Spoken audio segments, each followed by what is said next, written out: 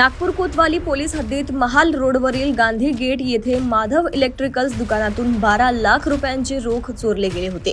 फिर्यादी मनोज कुमार विशणदास खत्री यांनी 14 ते 15 ऑक्टोबर दरम्यान आपले दुकान बंद करून घरास गेले असता अज्ञात चोरट्याने दुकानाचे टेरेसवरील प्लास्टिक टीन वाकवून प्रवेश केला आणि रोख नेले। त्यांच्या तक्रारीवरून पोलीस ठाणे कोतवाली येथे कलम 305, 331, 331-4 अंतर्गत गुन्हा नोंदवण्यात आलाय। तक्रारीवरून गुन्हा नोंदवण्यात आला असून घरफोडी विरोधी पथकाने तांत्रिक तपासातून आरोपी राम उर्फ स्पायडरमॅन दिनेश मडावी यास मेडिकल कॉलेज परिसरातून ताब्यात घेतले।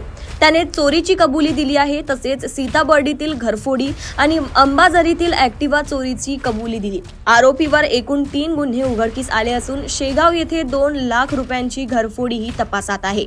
आरोपीला पुढील कार्यवाहीसाठी कोतवाली पोलीस ठाण्याच्या ताब्यात देण्यात आले आहे।